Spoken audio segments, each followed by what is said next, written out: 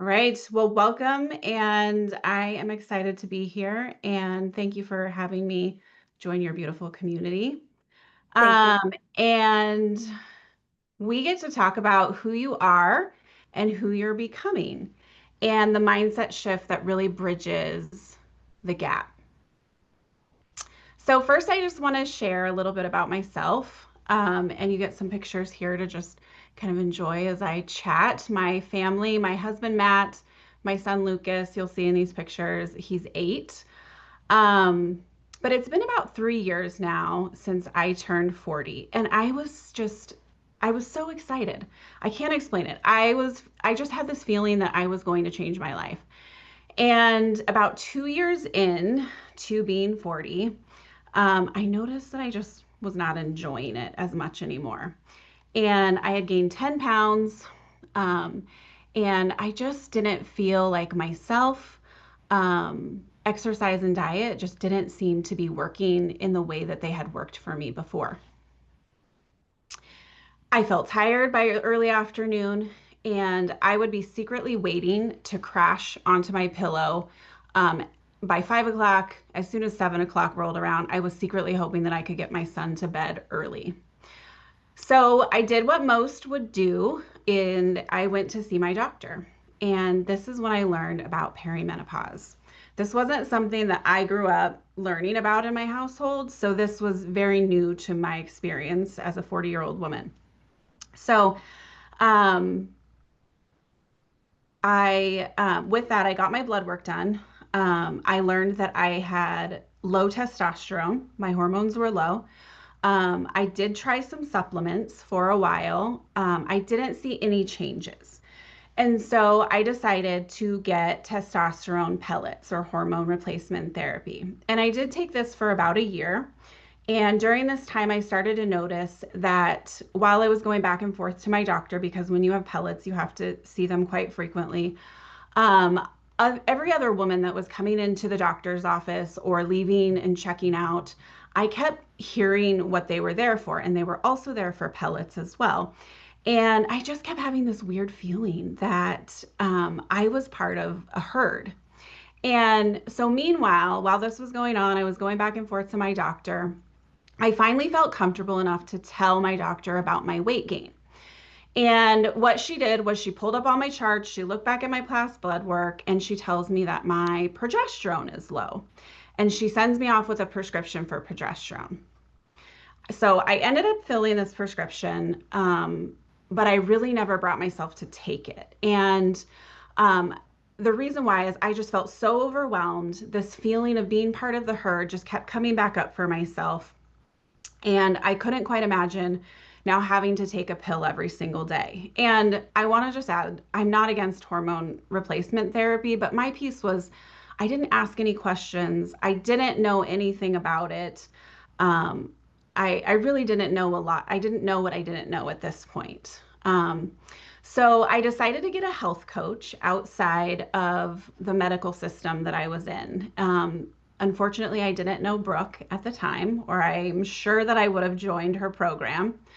But similar to you all, I decided to seek a health expert that might look at things differently and be able to listen to what I was going through and find a way to help me feel better. And I'll be honest, it was really the best thing that I did. I learned about my body. The program that my health coach had completely blew my mind. I had no idea. It was nothing I was ever taught. One of my biggest learnings was really about my own cycle and how my hormones play a role in my cycle. I learned that when they're at the highest and lowest point during that cycle. And one of the things that my health coach kept asking me was in relation to my blood work, because we would review my blood work, she kept asking me what time in my cycle that I got my blood drawn. And I didn't know right away, but when I went back and did some research, because I did track my cycle, I noticed that every single time, for whatever reason, it was when I was bleeding. And after taking this program, I realized that my hormones were always at their lowest. And so this really just opened my eyes, because when my doctor told me my progesterone was low, of course it was low based on when I was getting my blood test. But again, I wasn't asking questions. I wasn't advocating for myself. I really was just taking my doctor, and I saw her as the authority, and that she knew best. So, with those support from my health coach, and a nutritionist, I did clean up my diet. I got off the pellets. I did gain my energy back, and I did lose, I don't think all of the weight, but I did lose some of the weight. And I would say what I really started to notice about myself at this juncture was that I had started to pick up an identity related to a perimenopausal woman. And um, that was partly because of how I was diagnosed, that I was in perimenopause. And how I knew that I picked this up was because I couldn't stop talking about all of my problems. I would constantly joke about it. I found myself blaming it for silly things. And I just started to notice this about myself. And it wasn't something that I had always done or really enjoyed and liked about myself. So one day I just asked myself, if this was who I wanted to be. And it wasn't. So I had to find a way to accept this new phase of life without really adopting it as the identity, because the hormone changes are real, and they will decrease as I age. I do acknowledge that, but like, who did I want to be in the process of the phases that I would go through in my life, as my age changes? So I decided, that I didn't want to identify with this perimenopausal woman always talking about her problems. I really decided who I wanted to be, and I really focused on working on the mindset that I needed to become her through practice.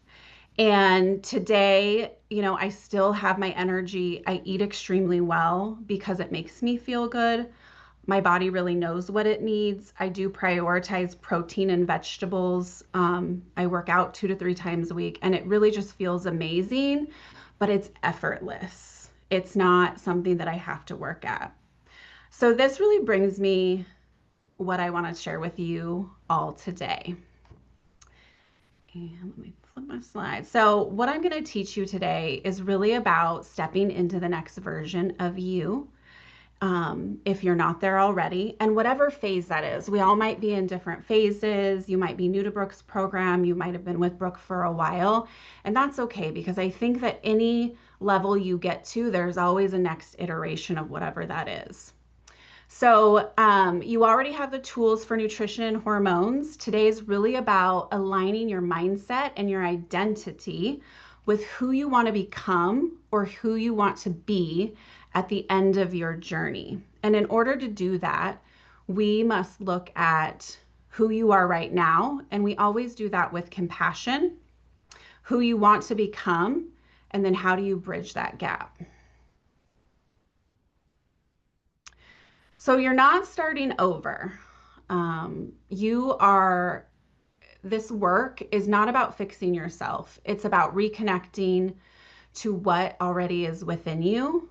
You're building from everything you've lived, learned, and survived. Those hormone changes, they are real, but your mindset really makes or breaks your results. So it's not just about your biology. Your identity is just as important, and it's about building that version of you who feels really aligned physically, emotionally, and mentally. So your identity shapes your outcomes. Your current results are always reflections of your current self-concept. And this is really important. This is key. The story that you tell yourself about who you are, that is your identity. So you're not your hormones, you're not your habits, you're not your past attempts. I wasn't any of those things. So it's really important to think about, what am I currently believing? And so if you currently believe thoughts such as I always lose momentum, or my body doesn't respond anymore, or I've ruined my metabolism, or I don't know, I don't have time to care for myself. Those thoughts really quietly guide in the background how you show up, even when your action plan is solid. So you may be aware of it or you may not. And your identity is always shaping your outcomes, even when you don't realize it.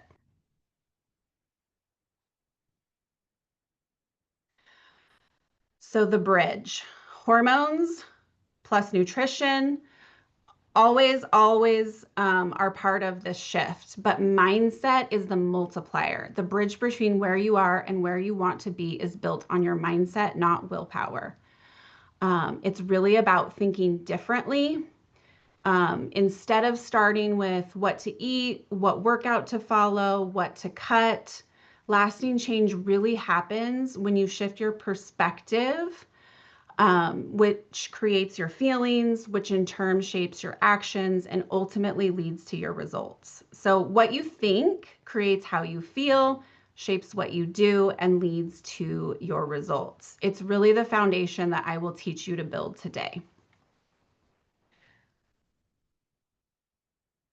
So, to do that, I want to share with you an awareness tool that I use on myself and in my coaching practice. This tool is developed by the Life Coach School. It's an awareness tool that will help you see how your thoughts create your results. I'm just going to I'm not going to go too deeply into it, and I will come back around towards the end here. We'll walk through some ways that you can use it on yourself, and I'll really pull it all together at the end. But I want to share a brief description of each of the components of this model that you see here on the right-hand side, if you're taking notes or if you're watching the replay. So circumstances are facts.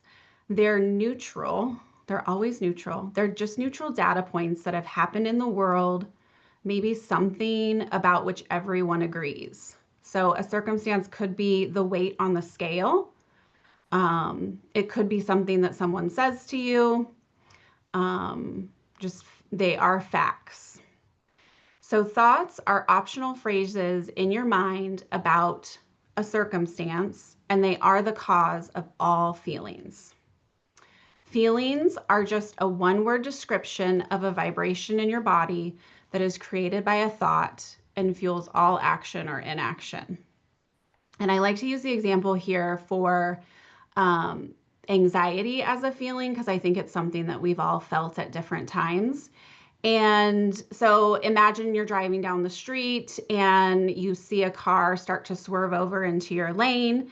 And I get anxiety because I think they're going to hit me. And so I take action and I swerve because I don't want to be hit. So anxiety can drive positive results for us, but our feelings really always drive our actions. We move from feelings or we don't move. Actions are something one does that creates a result and is driven by our feelings. Results are the effect of our actions or our inactions and always evidence of our original thought. And you can see that here on the slide. They always prove what we are thinking. Those are the results that we create. So I know we have Callie on the call or Brooke. Maybe I'll just, any questions before I keep going? Okay. Love it. Okay. So let me just say real quick, this tool is only for you. It doesn't fix or solve problems. It's just going to reveal how your thinking creates your results. And it's really for you to look at your own thought process. When you're not getting results that you want, its only job really is to serve you. And I believe the universe works this way. So when we use it on ourselves and then we think of how all the other people are thinking, acting, feeling, we all think in these models. And I think it's a really tangible way to help us look at what we're doing. Okay, so before we can become the person we want to become, we need to look at our current thinking. So when you focus on the things you don't want, You create more of that result. When you focus on the things you do want, you create more of the things you do want. So before we decide where we want to go, and maybe you have already decided where you want to go, you know what that is, that's okay. We really want to ground ourselves with who we are. And that really means looking at our current thinking. It means bringing it to the light, to awareness, and bringing up those thoughts that are quietly guiding us in the background. Awareness is power because you cannot shift what you're not aware of. And I think this is key to change. So, some questions for you as you sit and think about who you are. These are just kind of prompts to, I would journal by electronically or in your notes, or you can even just think about it. You can pause this replay if you'd like, but what are the most reoccurrent thoughts that you have? What are your thoughts about yourself in this stage of life? What do you think about your body? What do you think about your ability to change? What is that story that's kind of on repeat for yourself and how you've solved problems? Um, and really, what is reoccurring? So I want you to write all those out and just look at them. We look at them with compassion. We don't judge them.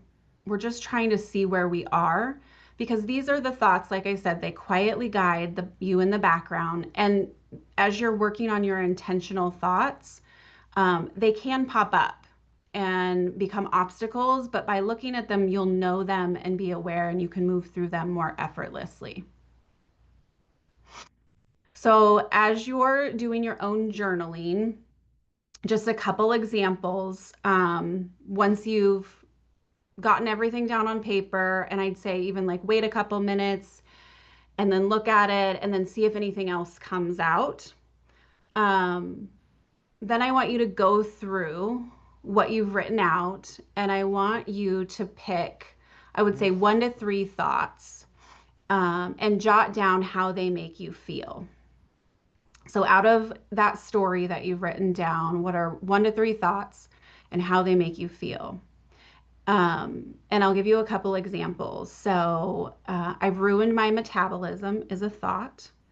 And when I think that thought, it makes me feel defeated, like I can't do anything. Another one might be I've done everything and nothing is working. And when I think that thought, it makes me feel hopeless. Those are a couple examples on the negative side. One example on the positive side is when I get healthy, and I will say this is a thought that came to me in my journey. When I get healthy, the weight falls off and I feel at ease. That makes me feel at ease when I think that. When I get healthy, the weight falls off. So you might be in different stages of your journey, but really look at that story and then write down 1 to 3 thoughts and how they make you feel to really bring awareness to where you're at.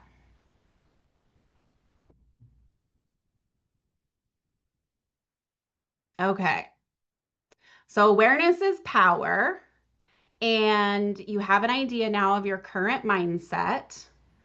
Um, and now I want you to start thinking more intentionally about what you want. So I just have to say, you have way more power than you ever imagined. And the kinds of changes that you see in your life as you start really to apply this work are endless. The sky really isn't even the limit.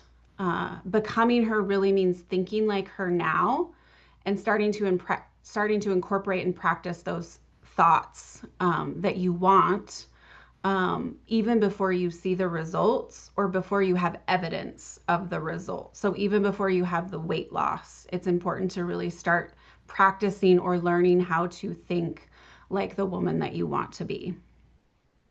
So an example I like to use is, if I want to play a song on the piano, I can't play the piano at all. I need to start practicing. And we have to do this with our mindset because we've been thinking things for so long.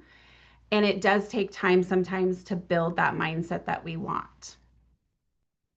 And we must always have compassion. And then the other thing I want to just kind of hit on here is that when we only focus on the actions, such as like the workout or what to do or what not to do, often those results don't sustain. So, this new mindset or this new version of ourself is really important because when we start to practice that new way of thinking, we start to think, feel, and then act from that place versus just acting without building the belief or the thought or the identity behind it. Okay. So, in order to think with her, I want you now to go back to your notes. And this might also be a really great place to pause the replay as well. I want you to decide how you want to feel. And I've got some examples on the slide. And I also just want to call out when you started working with Brooke, there was a reason. There was a feeling that you wanted to feel. For me, it was I wanted to feel better. But what I'm going to do is challenge you to think, define what better feels like. Is it peaceful? Is it strong? Is it empowered? Is it happy? Define that feeling for yourself. And you can use some of these, or maybe you have your own. And then once you get that feeling, I want you to then brainstorm. And I would say like 5 or 10 thoughts that make you feel that emotion that you chose. And they have to go together. So I want you to brainstorm about 5 to 10 thoughts that make you feel peaceful or empowered or whatever that feeling that you chose is. And so my example was when I get healthy, the weight falls off. And for me, that was ease. Some might say that might be peace. So, whatever that is for you, I wanted to be at ease in myself with my identity. And that thought really helped me move through um, all my other thoughts around food. So, you can pause it, you can do your brainstorm. Then I want you to take a look at the thoughts that you wrote down, and I want you to choose one thought that really creates that feeling. And you may or may not believe it fully yet, so you could use some phrases ahead of it to say, I'm learning to um, believe that when I'm healthy, the weight falls off, or I'm learning to think this about myself, or I'm learning to believe. So you might have to work towards really believing that thought, but then really start practicing that intentional thinking and feeling.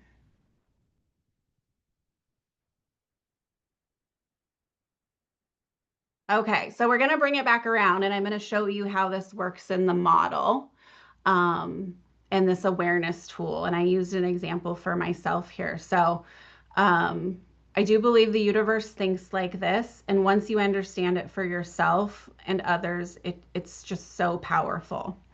Um, so what I had us do was I had us first focus on the feeling, um, that feeling you came to Brooke with, or the feeling that you want to feel at the end of your journey, and find that thought then that makes you feel that feeling and start that intentional thinking. So our brains, they're creating tens and thousands of unintentional, spontaneous thoughts all day long. So you can see here I have it two different types of models. On the left-hand side, I have an unintentional model, and then on the right, I have an intentional. And the unintentional model is thoughts that we're not thinking on purpose. And unintentional doesn't mean we don't take responsibility, but these are the ones that kind of just show up in the background that are guiding us that we're not aware of. We're not questioning them, we're not thinking them on purpose. So that's really what that intentional piece means.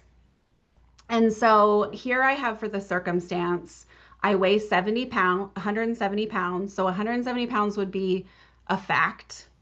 And I gained 10 pounds. So before I weighed 160. So the circumstance was very factual. And they're always neutral because you could have somebody who maybe is 6 feet. Let's say I'm 5'2", but you could have somebody taller and they think something completely different. Like, let's just say they want to gain weight. So for them, their thought process is different, but this is how this works for us. And so my unintentional thought was, I don't have time to take care of myself. And when I think that thought, I feel overwhelmed. And when I feel overwhelmed, my actions are that I skip the gym or I overeat. And then the result of my thinking is really that I continue to gain weight and I can't find the time or I'm less likely to take care of myself. So that is my intentional model. And then my intentional model is, again, I have the same circumstance, but my body's communicating with me. And that thought is very different in my body. I feel curious, so I check in with Brooke. We start to talk. Brooke asks me questions. I meal prep, and my result is that I'm listening to my body, and I begin to lose that weight. So it's very it's a very simple process. I would say the application of it is the piece that takes the practice. And you're always just one thought away from the results that you want. Like I said, just remember that piano. We have to practice that intentional mindset without evidence, without anything. We act from a place and we rock right into that new mindset. So, one of the things I want to leave you with, and I'm sure Brooke has several strategies, several things to help you overcome your obstacles. But one of the things that I really liked that helped me was write it down and move on. So, I've added a couple prompts here for you to think about as you walk on your new mindset journey from where you are to where you want to be. And some questions that you can ask yourself when maybe you get off track or you aren't exactly where you want to be, to think about maybe what triggered it, what was the thought that caused it, maybe the urge. Did I try to resist or did I react to it? Anytime that we resist and react, it gets harder for us. It really brings on that exhaustion or that burnout. So thinking about what, if those were what happened, how did that show up for you? Did you try to give in to that urge? What worked, what didn't? Um, I think when we can ride with the urge and allow and watch, and then find out what did we learn, and then ask ourselves, what will we do next time? We then have an action plan to move forward with for when we come up against maybe a similar circumstance or a similar obstacle. You're always adding tools to your tool belt along the way. So that is what I have for you today. And I don't know if there are any questions. I don't have any questions, but I love what you had to say. And the, I think such a big part of that is the actions follow the identity in order to make it permanent, right? You have to have that identity shift. And that is one of, I think, the biggest key and missing things of people who, try and try and try, for years and go through, losing and gaining weight. And that's not necessarily your story, but, a lot of women who come to us have, they've struggled for years and maybe they've lost a lot of weight at times and Yeah. they've gained it all back. And it's because they are, yes, they're doing the actions, but they haven't actually shifted their identity. And the question, what would the healthiest version of me do and think, and how does she live her life? And so I love that, the questions that you like actually really dive into that on a bunch of different levels, looking at, the circumstances, like what is fact and how do we differentiate that from feelings and from truth, and and then how can we shift it? So yeah, Yeah. really, really good. Yep. I'm excited for people to listen to this. Absolutely. And in my journey, you might find different things like along the way. Like I had the scale, I had how my clothes fit, I had sizes. I had to like I as I started to really look deeply, um, I had some big issues with what I thought I should weigh. And I had to like it took me I had to sit there and be like, why do I think I should weigh this amount? Because that was Hmm. my problem. Like I was not weighing what I thought I should weigh, and like the whole BMI, I think it's BMI. I Don't know. yeah, it's a joke, and I was like, that's where I got it, like years ago. So like this past thought about I have to be this certain weight was constantly showing up for me and like actually getting in my way of moving forward into my new mindset. So I do think different things come up as you really start to look. Um, but I think everybody came here for a reason. Like there is a feeling and a thought that they desire. And I think really holding that along the journey is important as the different things come up and continuing to work through that along with those actions. Because, like I said, hormones, I'm going to age, that my hormones will drop. I cannot change that with fact with my thinking, but I can change how I think about myself during that time. And that's truly what the mindset is and what I really had to learn for my journey. Yeah. Yeah. The should, right? We're shoulding all over ourselves, left Yes. and right. And Yes. it's like, okay, to actually look and see where that came from and if there's truth behind it, like and what it, what happens if you're not, like what does it actually do? And like the scale number, that is, that's such a powerful thing for so many women. And unfortunately, it's, completely like nobody No. there's so much behind that. But obviously, especially when, women come to us and they actually start strength training properly and eating Yeah. enough food and they're Yeah. nourishing their bodies and they're Yeah. building muscle in a way Yes. that they never have before. And they're Yes. like, oh dear God, this scale. And it's like, throw Yes. it out the window because Yes. it's, I had this because I lift heavy. And what I did, I have to tell you my little secret here is I would follow like weightlifters and sometimes they would post their height and Mhm. their weight. And when I realized I got this from the BMR or whatever, I would then go calculate their information. And they're Mhm. always like 10 to 15 pounds Uh-huh. heavier. And I was like, they look I phenomenal. would I say, want to and look like ripped. that. Yes. I was like, they're lean, they're beautiful, they look feminine. And so I really had to like let go of some of that for myself. So it's a real thing. That's really good. I should do some of that, like look up stats of, like you said, like bodybuilders and people who are Yes. clearly very, healthy in shape, like kind of Yes. thing. And I don't honestly, I don't even know what my BMI is. I've never paid attention to it. Yes. But that's a really good perspective shift. And I mean, most of the women that come to us is not so much the BMI, it's the scale weight. It's like, okay, what is Yeah. it, and I'm like, well, how are your clothes fitting? And we're like, well, better. I'm like, Yeah. say, what Yeah. would you rather Yeah. have, this number on the scale or your clothes actually fitting? Like, what do you really Yeah. want, And so I think that question, like, what is it that you truly are looking for? And then what actions, what identity can you take to find Hmm. that is, Yeah. yeah, No, beautiful. I think it's a big piece. And even the clothes sizes for me, because in my mind I thought I should always be like extra small or whatever. And Yeah. I had to figure out like I started to just see where my drama was. So I was like, I just want to wear clothes that I feel good in and that fit.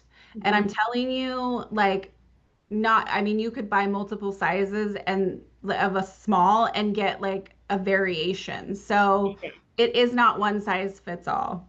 Well, and I swear sizes are getting like the numbers or whatever, right? The fact Yeah. that we have numbers anyway is, instead of like men's clothing who Yeah. has, they have a waist and a height size. Like that makes a lot of Yes. sense.